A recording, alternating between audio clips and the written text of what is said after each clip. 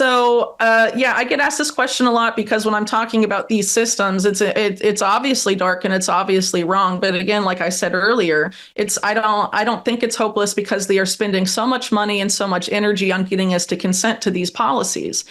You can build these digital systems that once you're in them will imprison you. But if no one uses these systems, they can't do anything. There's a lot of efforts, for example, to implement them on existing user bases of massive social media websites, for example. But if people decline to use it, or people leave these platforms or stop using these, certain digital infrastructure tied to these people, it will collapse. In a recent interview with Glenn Beck, Whitney Webb discussed the quiet but sweeping implementation of digital ID systems and the tokenization of natural assets. She revealed how these systems, far from being decentralized or consumer-friendly, are designed to centralize data and financialize the natural world, creating new forms of surveillance and control that extend beyond what most people realize. Dogecoin was built for memes. Now it's built for money. This is Dogecoin, another rebuilt for real-world utility. But everything will have a digital ID. The tokenization agenda in particular seeks to tokenize not just assets that we traditionally think of, like real estate, for example, or gold, or physical assets as well as digital assets like Bitcoin. There's a major effort connected with people like Fink and also people like Mark Carney, who's now Prime Minister of Canada, to tokenize the natural world and transform it into financial assets. And there was an attempt to do this to an extent under the Biden administration, I believe through the Department of Interior, with natural asset corporations, but that has not gone away. And there are groups, for example, one of the creators of the ETF model originally, which BlackRock now owns, iShares. His name is Peter Canez, I think is how you pronounce it. He's trying to turn the Amazon rainforest into a digital commodity, sort of similar to Bitcoin in terms of like the scarcity idea that each hectare of the Amazon rainforest would represent a token, and then financialize it that way. And then each hectare would then have its unique identifier, right, on the blockchain, and would be serviced by surveillance drones and all sorts of stuff. So even our most like natural, the places we conceptualize as the most natural places on Earth, these people want to come in, place surveillance technology and tokenize it and put it on a blockchain and use it to I would argue in the case particularly of natural asset corporations and the group behind it, the Intrinsic Exchange Group, they just want to open up a huge new asset class. They call it nature's opportunity, so that they can continue engaging in the same type of bad behavior that, for example, brought us the 2008 financial crisis. By quintupling basically the amount of assets currently in play. So apply this now to the phrase that we all heard during the COVID era: "You'll own nothing and be happy." Well, yes. There's certain people that want to own everything, and that includes things that have never been able to be owned before, that were considered things like the public commons, like rivers, lakes, the ocean itself, natural forests, all sorts of it. These people want to put all of that into the financial system, fractionalize it, tokenize it, and sell pieces of it around. Use it to speculate on. I mean, it's very bonkers. So, yeah, and so this is just one aspect of the digital currency play. Obviously, there's a lot more than that just going on as well. I would argue that a lot of this push, particularly in the U.S., for dollar stablecoins supposedly being better than a central bank digital currency, also falls into this paradigm we talked about earlier of, moving from the public to the private, of the public-private partnership, because a lot of these stablecoin issuers, if the big concerns about CBDCs was that they're seizable, they're surveillable, and they're programmable. Well, all of those three things also can apply to stablecoins. The only difference is that you would have a private company issue it and control it. But we've seen time and again how a lot of these private entities are willing to do that when contacted. Just look at how Bank of America behaved with January 6th, people accused of wrongdoing on that day, for example. They have no qualms in doing that and engaging in those type of activities. And the biggest dollar stablecoin issuer, Tether, which just hired Beau Hines from the White House, they have openly said that they are a close partner of the U.S. government for dollar hegemony globally, and have uploaded the FBI, the Secret Service, and other aspects of the U.S. government onto its platform directly, and have seized tethers, from people just because, the government told them to. And this was during the Biden administration. So they obviously are willing to do that under any administration. And it's essentially functioning as a de facto public-private partnership, even though we're being told it's much better than a CBDC. But in terms of its impacts on civil liberties, that's not necessarily true. So again, vigilance is important here. Webb explained how the war on domestic terror has been expanded by successive U.S. administrations to justify invasive surveillance and predictive policing technologies. She detailed the legal frameworks enabling pre-crime arrests and the use of AI to monitor and control populations, highlighting the dangers of vague definitions that could target anyone who resists government overreach.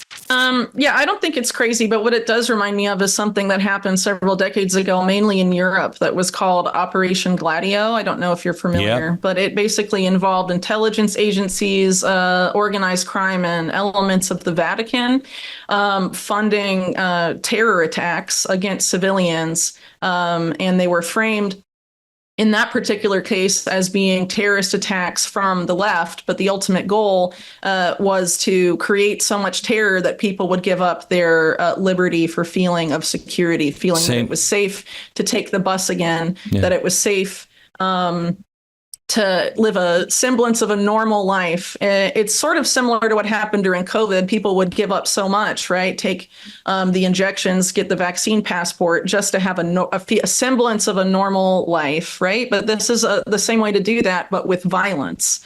And who ultimately wins at the end of the day, I think, is what we should be asking here. And we need to keep in mind, too, that particularly in the United States, every president since September 11th has opted to expand the so-called war on domestic terror.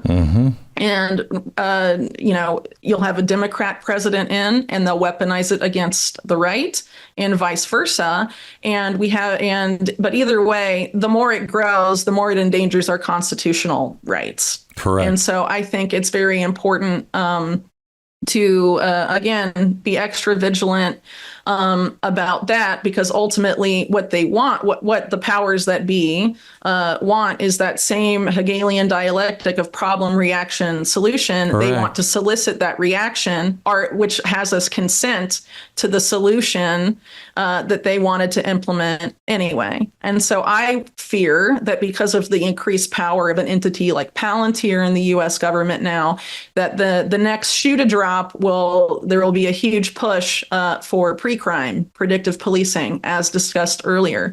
And Trump nearly fell for that trap in 2019 when there was a spate of mass shootings. So William Barr, who was then Attorney General, it got barely any media coverage, but he created the legal infrastructure for pre-crime in the United States through a program called DEEP.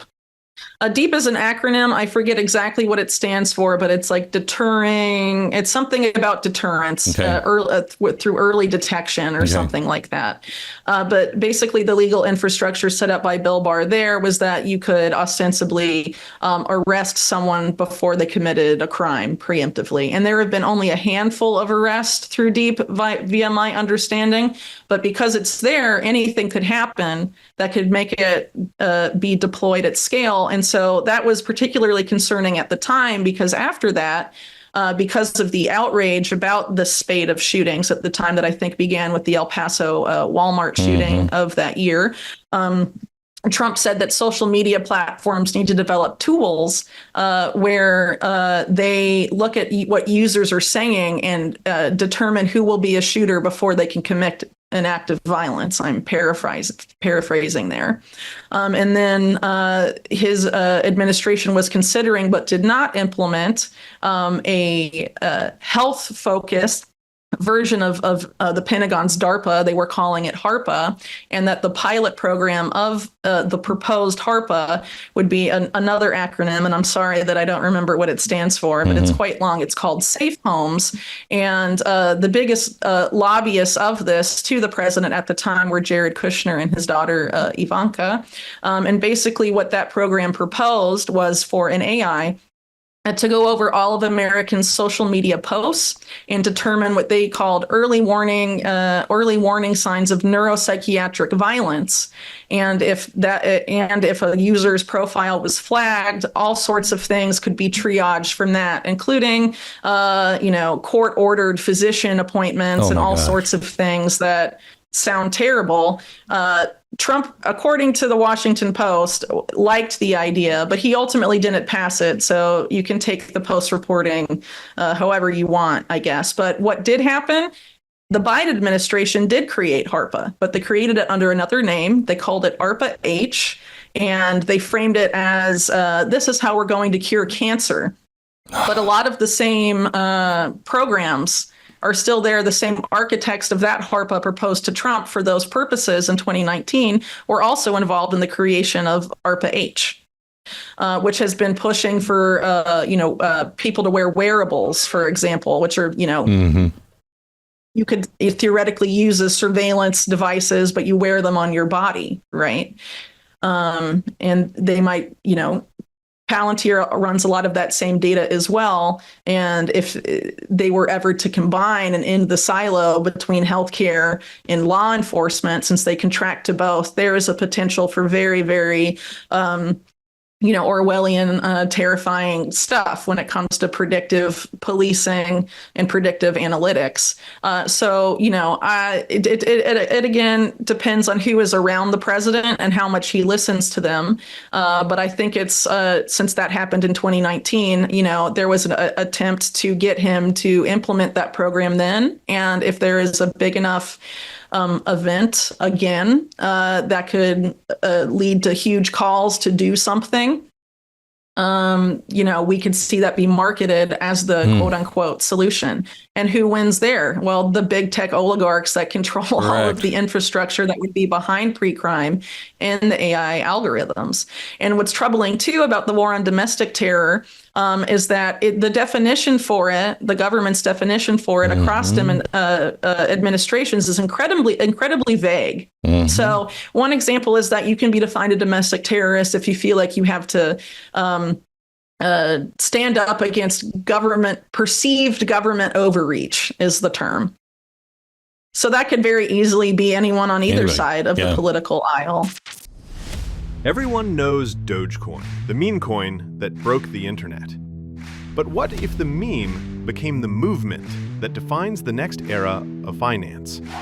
Meet House of Doge, the corporate arm of the Dogecoin Foundation, now trading on NASDAQ as TBH. This isn't another crypto gamble. This is Dogecoin, rebuilt for real-world utility. Led by payments veteran Marco Margiotta, House of Doge is turning Doge into a global payments powerhouse. They're partnering with Robinhood and 21 Shares to launch ETFs, payment systems, and yield products that bring Dogecoin to the mainstream.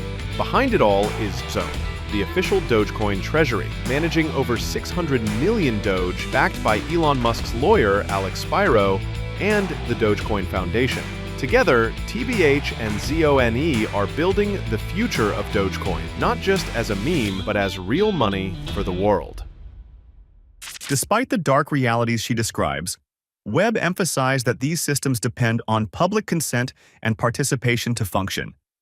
She urged individuals to critically evaluate these technologies, resist convenience-driven compliance, and build resilient local alternatives. For Webb, the future hinges on awareness and active resistance to preserve human agency in an increasingly digital and surveilled world.